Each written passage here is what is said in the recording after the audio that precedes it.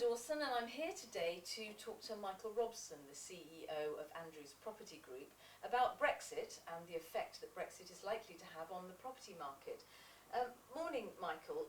Last time we met, you were pretty clear, yourself and your colleagues, that we would remain within the EU.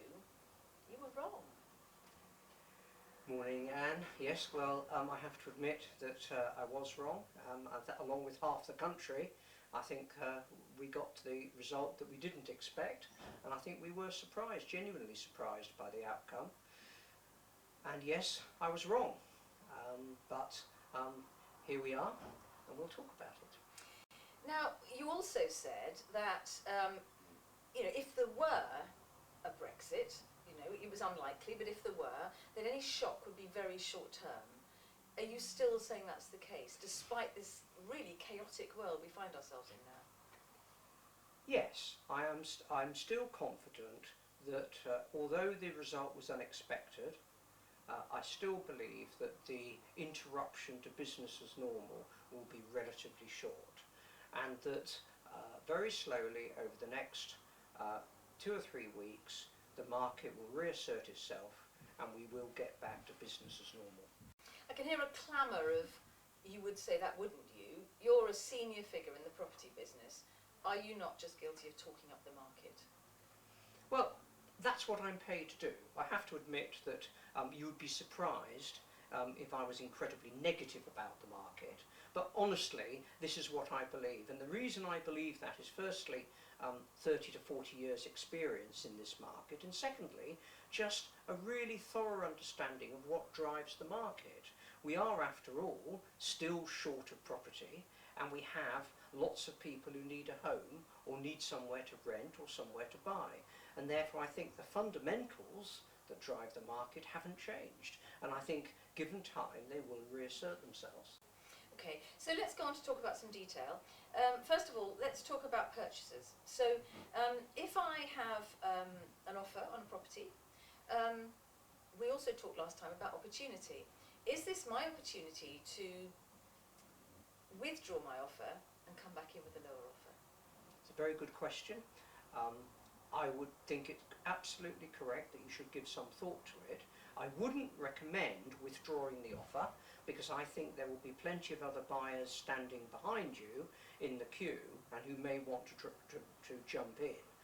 I would have thought it was quite a reasonable request to talk to your agent and ask whether there is room for some small renegotiation.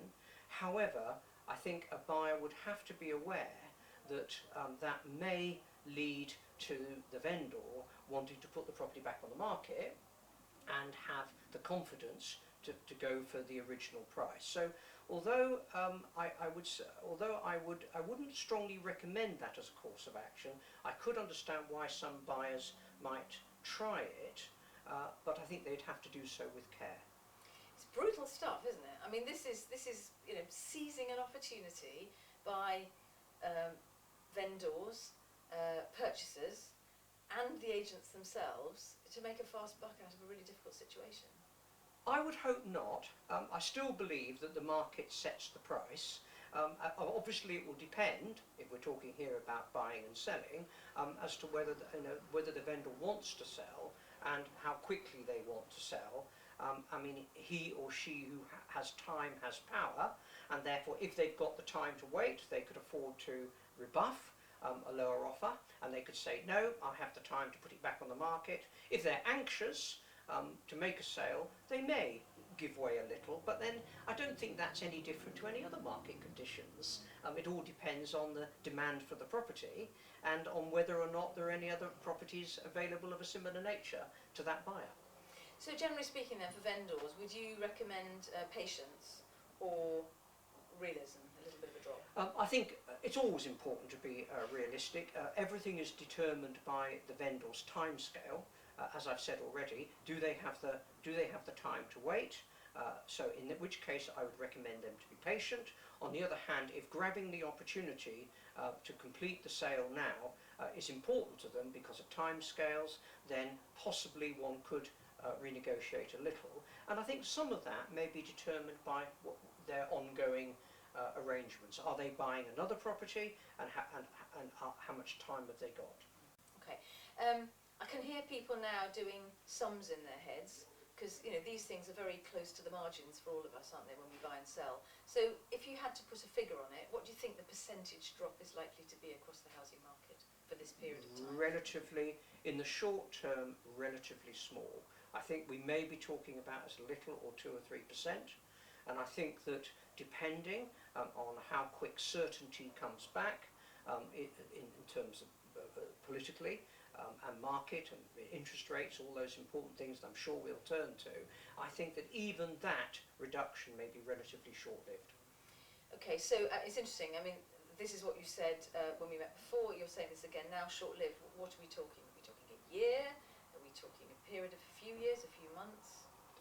These are always difficult to predict, aren't they? I mean, here we're dealing with several things at once. We've had an unexpected outcome to the referendum. We have a new Prime Minister, we have a new Cabinet, we will have new polities. All these things will play their part. Interest rates may go down, they may stay the same. So there is going to be some delay, but I am relatively confident that the market will bounce back very much more quickly, perhaps, than people expect. Within months? Putting a time scale, I would say 4 to 6 weeks. As quickly as that? I think so. The market can respond very, very quickly. It's sentiment driven.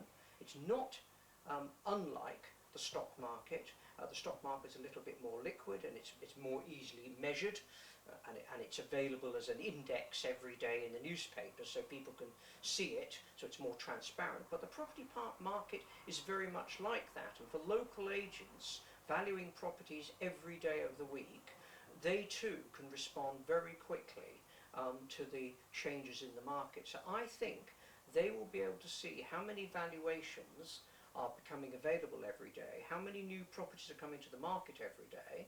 We're measuring the number of applicants that register with us every day, and we will see very quickly whether the applicants are coming back to the market, and if they do, acting in the best interest of our vendors, we will reflect that in the valuation. So it is actually quite a quick response. So you're an influential person in the property world. You and your colleagues are all potentially saying the same thing, I'm guessing. You're probably not too far different. So if all of you talk about a short-term blip, 4 to 6 weeks, what if the effect of that is that everybody says, right, okay, well, I'm going to take my house off the market for this period, or I'm going to seize this opportunity during this period, and we get these sort of highs and lows for this period of time? What does that do to the market? Well, it would distort it.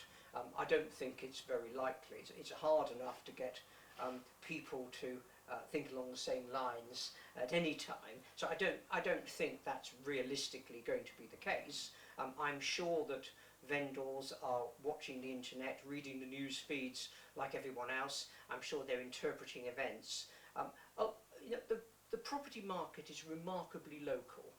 It is driven more by access to schools, access to railway stations, local, which side of the road the sun falls on, whether the garden is south facing or north facing, the reputation for certain roads to sell well, how easy it is to get into town from there. These are all the real local issues, and these are the things that drive desirability and drive value.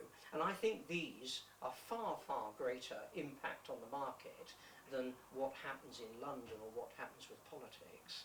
In other words, the old phrase, location, location, location, will drive value and will drive the saleability of any property, and that's never changed. And what about the time of year? Because we're a couple of weeks from the end of term. Is that significant? I know there are times of the year where it's more buoyant than other times. Okay, so very good question.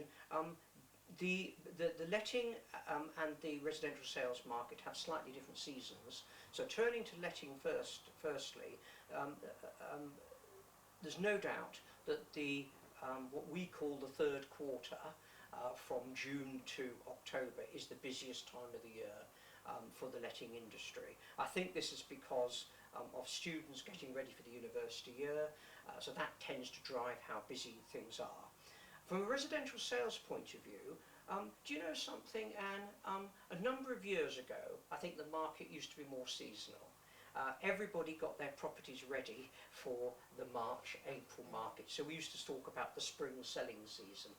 I think it's less seasonal these days, but there is still a seasonal nature. So the market really gets busy from March through to July, August. You get a bit of a dip when families go on holiday, if indeed you live in a family dominated area.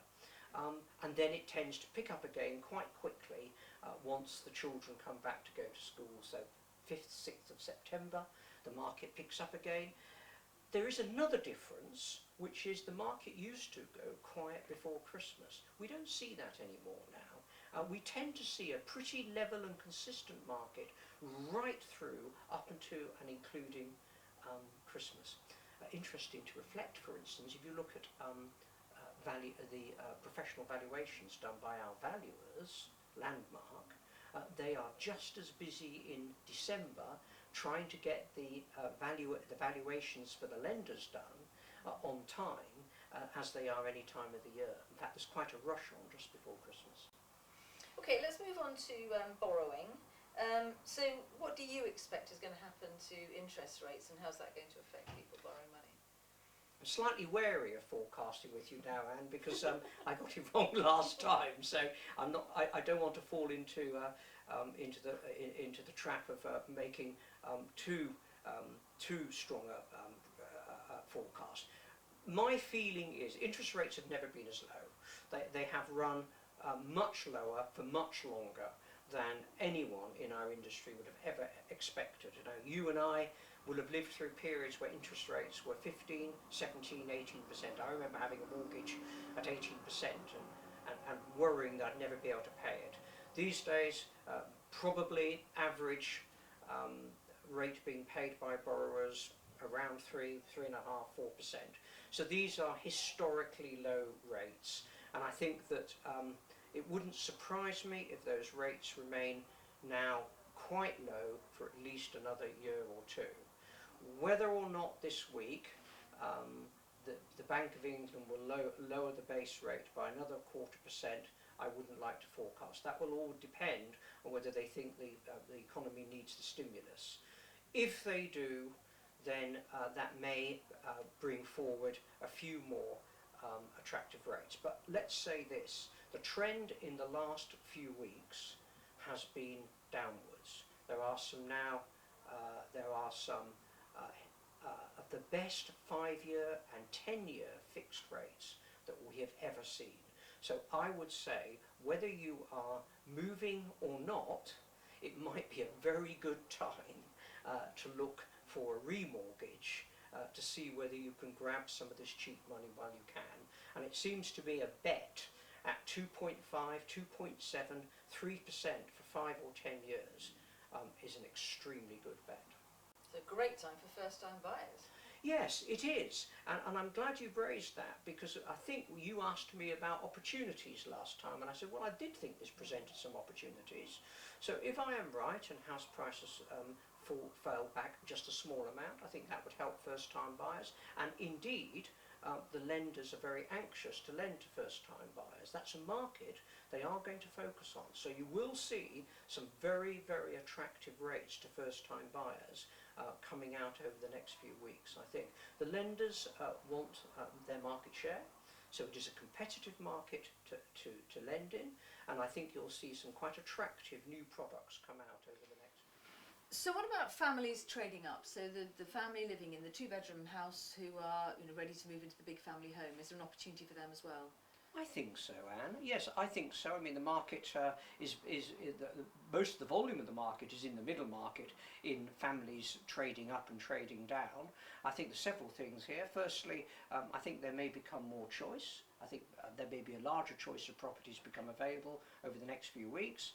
The interest rates will be very attractive, so I think they'll get some of the best deals they could possibly have got in the last 20 years, frankly, so it's very affordable. I think the lenders will also look at their loan-to-value ratios, and I think they may be prepared to lend a little bit more than they were perhaps earlier on in the year when there was an expectation of a boom market. So loan-to-value ratios, very attractive interest rates, and perhaps a little bit more choice in the marketplace. So a good time for a family to look, I think. Let's move away from property itself and talk about legislation. So I'm sure that landlords are going to be feeling anxious now. We're leaving something we've known for a long, long time. What do you think the likely impact of Brexit is going to be on legislation surrounding property letting? I don't think there'll be any change. I don't think Brexit itself will have any major impact on the legislation around the rental and lettings market. There were anyway some changes in the pipeline, and I think it's likely they will go through, but I don't think Brexit in itself will have an impact. In fact, if anything, what I'd like to believe is that the future government will try and make things easier for business in Britain, and I'm sure that on the minds of ministers, the removal of red tape, Britain being open for business, simplicity will be their drivers, and so hopefully that will help landlords. And one of your themes throughout this has been the shortage of housing stock. Yes. Is there anything in the Brexit that is likely to, you talk about removing red tape as well, kickstart housing development and ease that position? I don't think Brexit in itself will affect the supply of land, the supply of planning permission, and how many houses are going to be built. I think from a broadly political point of view, I think what may happen is we may become more of a can-do country, perhaps a little bit less hiding behind what happens in Europe to set our legislation. And there's no doubt at all that something is going to have to give in terms of planning and land. We need 250,000 plus new homes a year, and we're just not building enough. So if we are going to have any hope of giving people reasonable homes to live in, whether they're rented section, private rental section, fund managed rental section, or properties for purchase, we are going to have to find a way of building more homes. And there's lots and lots of useful, sensible suggestions that I think need really serious consideration to unblock this. And I just hope that perhaps with a more can-do attitude, politicians will take the risk of being bold and tackle some of these problems. I'd like to end on something that you've raised earlier on, which is the new world, the new government that we're facing in this country. So in a few hours' time, we'll have a new Prime Minister, a woman. She will choose her new cabinet, which may be a very different looking cabinet, moving away from a particular type of male educated in the private sector, perhaps, to a more female cabinet. Do you think that in itself is something that's going to make a big difference? I think it's very difficult to know. I think I've already given you some insight into my own views, which is I would hope that Britain's going to become a simpler place to do business in. I'm hoping we're going to have a can-do attitude. I'm hoping we're going to use the opportunity to renegotiate some of our statutes and legislation to make things simpler. I do believe that our new Prime Minister will be a no-nonsense, straightforward, straight-speaking type of Prime Minister. I think strong leadership is always helpful to business. Business is built upon a certain sense of confidence and certainty so that they can make investments and make plans. Speaking for Andrew's Property Group, we have big plans going forward, and I need to have some certainty to make those decisions and make those investments. And I don't think that's any different to any other business, big or small. And so I think that our politicians, our new Prime Minister will understand that. And I think the sooner they can start to pass messages out that talk about certainty and confidence going forward, I do believe that will have a very positive impact on the business environment in this country. And that's good for jobs, that's good for pay, that's good for people's living conditions and good for... So we have a new Prime Minister, we have a new Cabinet. We're in a very, very different world from the one we were in, a very short time ago. Overall, what do you think the effect of this change will be on the property market? We've already talked about how long this any interruption might take, and I've already said I think that it will be relatively short period, 4 to 6 weeks. So my expectation really for Q3 and Q4, the summer and the autumn market, is that I think that it will rebound, possibly quicker. One of the things we've all become aware of is that one day is a long time in politics. I think 1 week may become quite a long time in the property market. The property market can rebound very quickly, and I think that we might be quite surprised how quickly the market bounces back in the summer and in the autumn. There are a lot of people who are very, very interested in buying and selling, and I think as soon as they see some confidence returning to the economy and some confidence returning in leadership, I think the market will bounce back. I'm sure everybody hopes you're right. Michael Robson, thank you.